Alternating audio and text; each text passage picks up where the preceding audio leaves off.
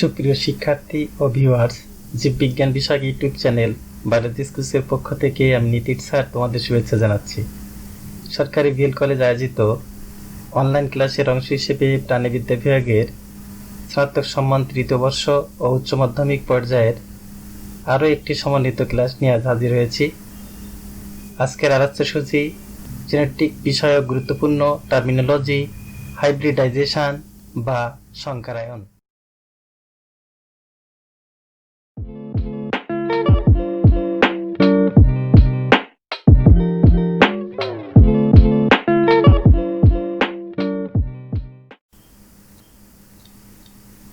সুপ্রিয় শিক্ষার্থীবৃন্দ, জিনতত্ত্ব বিষয়ক প্রথম ক্লাসে তোমরা জেনেছিলে জিনতত্ত্ব জনক হিসেবে খ্যাত গ্রেগর জন মেন্ডেল এর মটরশুঁটি বিষয়ক পরীক্ষা নিরীক্ষার ফলাফল the annual proceedings of the natural history of Bern নামক জার্নালে প্রকাশিত হয়। পরীক্ষার শিরোনাম ছিল এক্সপেরিমেন্টস ইন প্লান্ট হাইব্রিডাইজেশন, অর্থাৎ উদ্ভিদ সংকরায়নের পরীক্ষণ। আমাদের আজকের আলোচ্যসূচি এই হাইব্রিডাইজেশন বা সংকরায়ন। সংকরায়ন বা হাইব্রিডাইজেশন শব্দটি হাইব্রিড নামক শব্দ থেকে এসেছে। জীববিজ্ঞানে হাইব্রিড শব্দের অর্থ দুটি ভিন্নধর্মী জীবের মিলনে সৃষ্ট অপত্য জীব।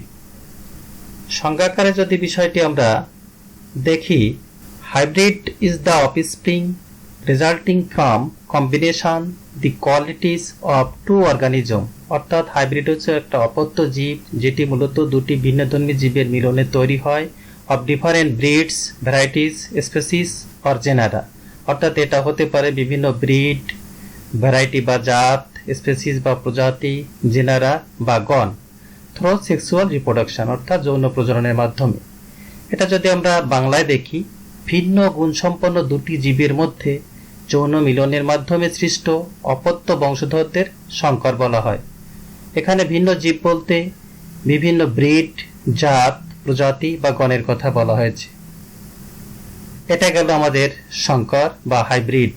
আর এই হাইব্রিড তৈরির যে কৌশল, এই কৌশলটা বা প্রসেস, সেই প্রসেসটাকে বলছে হাইব্রিডাইজেশন বা সংকরায়ন। সংজ্ঞাটি পর্যবেক্ষণে চারটি ভিন্ন বিষয় সুস্পষ্ট হয়েছে। বিষয়গুলি মূলত জীবের শ্রেণীবিন্যাস বিষয়ক। তোমরা জানো, ক্যারোলাস লিনিয়াস প্রবর্তিত দ্বিপদ নামকরণ পদ্ধতিতে শ্রেণীবিন্যাসে প্রতিটি জীবের একটি সুনির্দিষ্ট অবস্থান রয়েছে, যেখানে কিংডম বা রাজ্য থেকে শুরু করে পর্যায়ক্রমে phylum, class, order, family, genus, species বা প্রজাতি পর্যন্ত বিন্যস্ত। এই শ্রেণীবিন্যাসের সর্বনিম্ন ধাপ স্পেসিস বা প্রজাতি, যার প্রথম অংশ জেনাস বা গণ এবং পরের অংশ স্পেসিস বা প্রজাতি। এখানে উদাহরণ হিসেবে মানুষের শ্রেণীবিন্যাস দেখানো হয়েছে। মানুষের বৈজ্ঞানিক নাম হোমো সেপিয়েন্স, যার হোমো অংশটি গণ এবং সেপিয়েন্স অংশটি প্রজাতি। পর্যবেক্ষিত সংজ্ঞায় চারটি বিষয় উঠে এসেছে। প্রথমটি হচ্ছে জেনাস বা গণ, যেটি বৈজ্ঞানিক নামের প্রথম অংশ। দ্বিতীয়টি প্রজাতি বা স্পেসিস, যেটি দ্বিতীয় অংশ, এবং ভ্যারাইটি বা প্রকরণ, এবং ব্রিড ও জাত, এ দুটি স্পেসিসের নিচের পর্যায়ের গ্রুপ, অর্থাৎ এটা স্পেসিসে অন্তর্ভুক্ত বিষয়। এই বিষয় সম্পর্কিত বিস্তারিত জ্ঞান আমাদের আজকের আলোচ্যসূচি হাইব্রিডাইজেশন বিশ্লেষণের সহায়ক। সুপ্রিয় শিক্ষার্থীবৃন্দ, তোমরা প্রথমে একটা ছবি দেখতে পাচ্ছ। এখানে ল্যাবীয় রুহিতা অর্থাৎ রুই মাছ। তোমরা দেখতে পাচ্ছ দুটি রুই মাছ, এটি মিলনের মাধ্যমে একটা প্রজন্ম তৈরি হয়েছে, সেখান থেকে আর একটা প্রজন্ম। প্রথম প্রজন্মকে বলা হচ্ছে F1, পরের প্রজন্মকে বলা হচ্ছে F2। F বলতে এখানে ফিলিয়াল জেনারেশন 1 এবং ফিলিয়াল জেনারেশন 2। তোমরা খেয়াল করো, দুটি রুই মাছ থেকে প্রথম যে প্রজন্মটি হলো তার আবার বাচ্চা হলো, অর্থাৎ প্রথম অপত্য যে বাচ্চাটি সেটি ফার্টাইল বা উর্বর। এরপর তোমরা খেয়াল করো, দ্বিতীয় একটা লায়ন এবং একটা টাইগার। আমরা জানি সিংহ এবং বাঘ দুই প্রজাতির সাধারণত মিলনে সন্তান উৎপন্ন হয় না। তবে কোনো কোনো ক্ষেত্রে, নিকট সম্পর্কিত প্রজাতির ক্ষেত্রে অনেক সময় মিলনে সন্তান জন্মলাভ করতে পারে, তবে সন্তানটি ফার্টাইল হয় না, ইনফার্টাইল হয়, অর্থাৎ অনুর্বর হয়। তোমরা দেখো লায়ন এবং টাইগার মিলে বাচ্চা উৎপন্ন হয় কৃত্রিমভাবে, এটিকে আমরা নাম দিয়েছি লাইগার, কিন্তু লাইগারের কোনো নট অফ স্প্রিং, অর্থাৎ তার কোনো বাচ্চা নাই। F1 আছে কিন্তু তার F2 নাই, অর্থাৎ সে বাচ্চা উৎপাদন করতে পারে না, এই জন্য এটাকে বলছে ইনফার্টাইল অফ স্প্রিং। আর আগে একটা বাচ্চা উৎপাদন করতে পারছিল, এই জন্য একে বলা হয়েছিল ফার্টাইল অফ স্প্রিং। তাহলে আমরা এখন প্রজাতির সংখ্যাটা একটু দেখার চেষ্টা করি। Species is often defined as a group of organism, অর্থাৎ প্রজাতি হচ্ছে একদল জীব that can reproduce naturally with on another to create fertile of spring, যারা প্রাকৃতিকভাবে প্রজননের মাধ্যমে উর্বর সন্তান উৎপাদনে সক্ষম, তাদেরকে আমরা বলি প্রজাতি। অর্থাৎ প্রাকৃতিকভাবে প্রজননের মাধ্যমে উর্বর সন্তান উৎপাদনে সক্ষম একদল জীবকে প্রজাতি বলে সংজ্ঞায়িত করা যেতে পারে। এরপরে আমরা প্রজাতির আরেকটা সংজ্ঞা দেখি, যে প্রাণীর যে শ্রেণীবিন্যাস, সেই শ্রেণীবিন্যাসে তোমরা জানো যে সর্বনিম্ন ধাপ বা মৌলিক একক হচ্ছে প্রজাতি। আর্নেস্ট মায়ার নাম তোমরা শুনেছ। তার মতে প্রজাতি এমন জীবগোষ্ঠী যারা নিজেদের মধ্যে যৌন মিলনে উর্বর সন্তান উৎপাদনে সক্ষম, কিন্তু প্রায় অনুরূপ আঙ্গিক গঠন বিশিষ্ট নিকটতম জীবগোষ্ঠী হতে জননসূত্রে বিচ্ছিন্ন। কখনো কখনো একটি প্রজাতির এমন পপুলেশন দেখা যায় যারা জিনতাত্ত্বিকভাবে, ভৌগোলিকভাবে বা অঙ্গসংস্থানিকভাবে আলাদা হয়। প্রজাতির মধ্যে ছোট ছোট এই উপগোষ্ঠীগুলোকে নামকরণে প্রয়োজনীয় কতগুলো ইনফ্রা স্পেসিফিক র্যাঙ্কে ভাগ করা হয়। উল্লেখ্য যে এই যে গ্রুপ বা দলগুলির মধ্যে প্রজননের মাধ্যমে কিন্তু উর্বর সন্তান উৎপাদন সক্ষম, যেহেতু এটি একটি প্রজাতি, তবে তাদের দেখতে যেহেতু আলাদা, এজন্য তাদেরকে চিহ্নিত করার জন্য কতগুলো র্যাঙ্ক বা পর্যায় ভাগ করা হয়। এই র্যাঙ্কগুলোর মধ্যে রয়েছে সাব স্পেসিস, ভ্যারাইটি ইত্যাদি। তবে এখন আমরা সাব স্পেসিস মানে হচ্ছে উপপ্রজাতি। উপপ্রজাতি সম্পর্কে একটু ধারণা নেব। একটা ছবি দেখতে পাচ্ছ তোমরা, দুটি কাকের ছবি। একটা ফিনল্যান্ডের কাক, যার সায়েন্টিফিক নেম করভাস করনি, এবং বেলজিয়ামের কাক, সেটাও করভাস করনি। তবে তোমরা দেখো আর একটা অংশ তার সাথে জোড়ানো, সেটা আমরা উপপ্রজাতি বলে থাকি। প্রথম ফিনল্যান্ডের কাকের উপপ্রজাতির নাম হচ্ছে কর্নিক্স, আর এটা হচ্ছে করনি। অর্থাৎ এরা কিন্তু একই প্রজাতিভুক্ত, অর্থাৎ এদের অন্তঃপ্রজননে উর্বর সন্তান উৎপাদন হবে, কিন্তু অঙ্গসংস্থানিকভাবে এরা কিন্তু আলাদা। যেহেতু ভৌগোলিক বিচ্ছিন্নতার কারণে অনেক সময় এরকম জীবগোষ্ঠী তৈরি হয়, এদেরকে আমরা উপপ্রজাতি বলে থাকি। উপপ্রজাতির সংজ্ঞায় বলা হচ্ছে a subspecies a population within a species. তোমরা জানো একটা প্রজাতির মধ্যে নির্দিষ্ট এলাকায় বসবাসকারী একদল জীবকে সাধারণত পপুলেশন বলা হয়। তাহলে সাব স্পিসিস একটা population within species that form its own group, যার নিজস্ব একটা গ্রুপ তৈরি করে, and takes on some new characteristics usually due to geographic isolation, মানে ভৌগোলিক বিচ্ছিন্নতার কারণে তাদের কিছু চারিত্রিক বা তার অঙ্গসংস্থানিক কিছু পার্থক্য পরিলক্ষিত হয়। আমরা যদি বাংলায় সংখ্যাটি দেখার চেষ্টা করি, উপপ্রজাতি প্রজাতির মধ্যে একটি পপুলেশন যা সাধারণত ভৌগোলিক বিচ্ছিন্নতার কারণে কিছু নতুন বৈশিষ্ট্য অর্জন করে নিজস্ব গ্রুপ তৈরি করে, তাকে বলি আমরা উপপ্রজাতি। তোমরা একটা ছক দেখতে পাচ্ছ, এখানে খেয়াল করো। তোমরা এর আগে হাইব্রিডের সংখ্যাটা দেখেছিলে, সেখানে দেখেছিলে ডিফারেন্ট অর্গানিজমের মধ্যে মিলনে সাধারণত সংকর তৈরি হয়। সেই তৈরিটা স্পেসিস টু স্পেসিস হতে পারে, অথবা জেনারা টু জেনারা হতে পারে, অথবা ভ্যারাইটিস টু ভ্যারাইটিস হতে পারে, অথবা ব্রিড টু ব্রিড হতে পারে। তবে আমরা এখন দেখব জেনারা টু জেনারা, অর্থাৎ দুটি ভিন্ন জেনাস মিলনে অনেক সময় সন্তান উৎপন্ন হয়। সেরকম একটা উদাহরণ তোমাদের সামনে আমরা দিয়েছি। তোমরা ডান দিকে যে ছবিটা দেখতে পাচ্ছ আমেরিকান বাইসন, যার সায়েন্টিফিক নেম বাইসন, এটা বাফেলো বা মহিষ বলা হয়।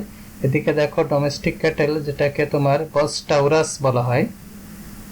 এই দুটি ভিন্ন প্রজাতি, আবার জেনাসও কিন্তু আলাদা, বাইসন এবং বস। এই দুটোর মিলনে একটা প্রাণী সৃষ্টি হয়, সেটা হচ্ছে বিফেলো। বুল আর বাফেলো এই মিলে হচ্ছে বিফ্যালো। বিফ্যালোর যে আকার, তার যে চেহারা ছবি, সেটি তোমার গরু, যে বস টাউরাস এবং যে মহিষ, এই দুটোর সংমিশ্রণ এর মধ্যে পরিলক্ষিত হয়।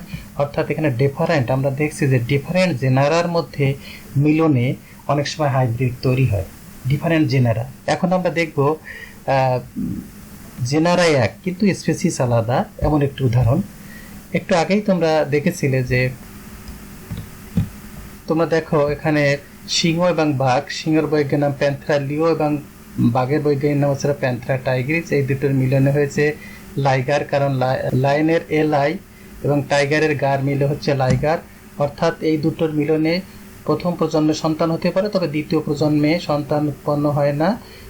তো প্রথম প্রজন্মের যে সন্তানটি সেটা সাধারণত অনুর্বর হয়ে থাকে, কোনো কোনো ক্ষেত্রে ফিমেলটা তোমার অনেক সময় ফার্টাইল হয়ে থাকে, কিন্তু যেটা অন্যদের সাথে ব্রিড করতেও পারে, কিছু কিছু ক্ষেত্রে দেখা যায় সেটি। এটি গেল ভিন্ন স্পেসিসের। এখন বাকি থাকলো ভ্যারাইটি এবং ব্রিড। এখন প্রকরণ সম্পর্কে আমরা একটু ধারণা নেব, তোমরা একটু খেয়াল করো। Taxonomic category that ranks below sub species where present, অর্থাৎ যেখানে সাব স্পিসিস আছে, সাব স্পিসিসের নিচের র্যাঙ্ক এটি, ভ্যারাইটিটা। আর যেখানে সাব স্পিসিস নাই সেখানে প্রজাতির নিচে এটি অবস্থান করে। ভ্যারাইটি মানে আমরা বাংলায় বলে থাকি প্রকরণ। Its member differing from other of the same sub species or species, এটি একই প্রজাতি অথবা উপপ্রজাতির মধ্যে আবার ডিফারেন্ট গ্রুপ থাকতে পারে, তবে এই পার্থক্যটা খুবই মাইনর বাট পার্মানেন্ট আর ইনহেরিটেবল ক্যারেক্টার্স, মানে এটা এবং স্থায়ী এবং বংশ থেকে বংশ পরম্পরায় এটা ট্রান্সফার হয়। আর ভ্যারাইটিস আর most often recognised in botany, অর্থাৎ এটা উদ্ভিদ বিজ্ঞানের ক্ষেত্রে এই ভ্যারাইটি বিষয়টা বেশি ব্যবহৃত হয়। আমরা আসলে জিনতত্ত্বের সেই জনক গ্রেগর জন মেন্ডেলের কথা জানি। তোমরা জানো যে মটরশুঁটি গাছ নিয়ে উনি পরীক্ষা নিরীক্ষা করেছিলেন। উনি আসলে মটরশুঁটির কতগুলো প্রকরণ, তোমরা জানো যে প্রায় 34 ধরনের মটরশুঁটি গাছ উনি কালেকশন করেছিলেন। সেই মটরশুঁটির বিভিন্ন বৈশিষ্ট্য পর্যালোচনা করে তার মধ্য থেকে যে বিপরীতধর্মী বৈশিষ্ট্যগুলি উনি আলাদা করে তাদের মধ্যে সংকরণ করার চেষ্টা করেছিলেন। তোমরা যদি একটু খেয়াল করতে পারো যে মটরশুঁটির যে বীজের কথা এখানে বলা হচ্ছে, একটু খেয়াল করে দেখো। মটরশুঁটির বীজ বলতে এই যে ফল দেখতে পাচ্ছ, ফলের ভিতরে বীজটির অবস্থান থাকে। এই বীজের আকারের পার্থক্য আছে, আবার বীজপত্রের পার্থক্য আছে। আকার বলতে এটা কখনো গোল হয়, কখনো কুঞ্চিত হয়, আবার তোমার বীজপত্রটা কখনো হলুদ হয়, কখনো সবুজ হয়। এটা গেল তোমার বীজের অবস্থান। ফুলের অবস্থানে পার্থক্য আছে, ফুলের বর্ণ কোনোটি বেগুনি হয়, কোনোটি সাদা হয়। বীজের খোসার পার্থক্য রয়েছে, আকারগত পার্থক্য। কিছু বীজের তোমার খোসাটি স্ফীতি, কারো আছে খাসকাটা। আবার রঙের ক্ষেত্রে সবুজ রয়েছে এবং হলুদ রয়েছে। কাণ্ডের ফুলের অবস্থান, একটা আছে কাক্ষিক, একটা আছে শীর্ষ, অর্থাৎ একদম প্রান্তে থাকে আর দুই ডালের মাঝে থাকে, সেটা কাক্ষিক বলা হয়। আর দৈর্ঘ্যের পার্থক্য তোমরা জানো যে লম্বা এবং খাটো মটরশুঁটি। তা এইগুলো হচ্ছে একই প্রজাতির মধ্যে বিভিন্ন যে পার্থক্য, প্রজাতি একই কিন্তু এর মধ্যে যে পার্থক্য, এটাকে সাধারণত ভ্যারাইটি বলা হয়। আর মেন্ডেল যে 7 জোড়া বৈশিষ্ট্য নিয়ে কাজ করেছিল, সেই ভ্যারাইটিগুলো এখানে ছকে দেখানো হলো। তোমরা এবার ব্রিড সম্পর্কে ধারণা নেবা। বলছে breeds are different varieties of domestic animals of the same species, অর্থাৎ একই প্রজাতির গৃহপালিত প্রাণীর ক্ষেত্রে, অর্থাৎ গৃহপালিত প্রাণীর ক্ষেত্রে একই প্রজাতির বিভিন্ন জাতকে ব্রিড বলে থাকে। Breed is not taxonomic rank, এটা কিন্তু ট্যাক্সোনমিক র্যাঙ্ক না। এর আগে যেমন সাব স্পেসিস বা ভ্যারাইটি, এটি কিন্তু ট্যাক্সোনমিক র্যাঙ্ক বলা হয়, কিন্তু ব্রিডটাকে ট্যাক্সোনমিক র্যাঙ্কের মধ্যে ফেলা হয় না। It refers to N informal group of domesticated organism that only applies to domesticated or cultivated organism, অর্থাৎ গৃহপালিত বা চাষাবাদযোগ্য প্রজাতির ক্ষেত্রে সাধারণত আমরা এটা ব্যবহার করে থাকি ইনফর্মালি। এটি ট্যাক্সোনমিক কোনো র্যাঙ্ক না। ব্রিডটা আমরা সাধারণত উদ্ভিদ প্রাণী দুদিকেই আমরা দেখে থাকি। আমরা একটু ব্রিড সম্পর্কে ধারণা নিব। তোমরা একটা ছবি দেখতে পাচ্ছ, তোমাদের খুব পরিচিত, এটা একটা মোরগ আর কি। এই মোরগ দেখো, রেড জাঙ্গল ফাউল, অর্থাৎ সায়েন্টিফিক নেম গ্যালাস। এর বেশ কিছু সাব স্পিসিস আছে, আমি এখানে 2টি সাব স্পিসিস উল্লেখ করেছি। গ্যালাস, এটা সাউথ ইস্ট এশিয়ায় পাওয়া যায়। বনভূমিতে। আর একটা সাব স্পিসিস একটি হচ্ছে গ্যালাস ডোমেস্টিকাস, যেটা ডোমেস্টিক চিকেন, আমরা গৃহে প্রতিপালন করে থাকি এই সাব স্পিসিসটি। তো চিকেনের প্রজাতি হচ্ছে গ্যালাস এবং সাব উপপ্রজাতি দেখলাম, এবং উপপ্রজাতির নিচেই এখানে চিকেনের কিছু ব্রিড, সারা পৃথিবীতে কয়েক হাজার ব্রিড রয়েছে। আমি কয়েকটা উদাহরণ উল্লেখ করতে চাই, যেমন ইউনাইটেড স্টেট অফ আমেরিকা, এখানে তাদের উল্লেখযোগ্য যে ব্রিডগুলো রয়েছে যেমন Jersey Giant, New Hampshire, Plymouth Rock, Wyandotte, তারপর আছে রোড আইল্যান্ড রেড, এরকম। তারপরে এরপরে খেয়াল করো তোমরা, এখানে ইজিপ্ট অর্থাৎ মিশরের কিছু গ্রুপ এখানে রয়েছে, এর মধ্যে ডকি, তারপরে ফেওমি,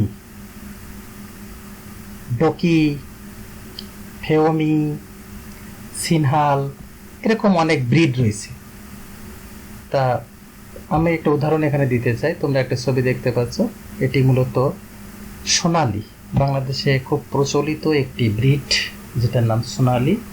এটি আসলে ব্রিড না, এটা হচ্ছে ক্রস ব্রিড, অর্থাৎ তোমাদের যে ব্রিডগুলো আমি দেখালাম এই ব্রিড আবার মিলনে ক্রস ব্রিডটা তৈরি হয়। যেমন সোনালীর কথা বলছে cross breed of Rhode Island red cock, অর্থাৎ এই যে ইউনাইটেড স্টেট আমেরিকার যে একটা ব্রিড রোড আইল্যান্ড রেড, তার কক, তার মোরগ, সাথে ফেওমরি হেন, ইজিপ্টের যে ফেওমরি হেন, তাদের সংকরণে তোমার এই সোনালী নামক যে ক্রস ব্রিডটা তৈরি করেছে, অর্থাৎ ব্রিডের পরে আবার ক্রস ব্রিড এটা।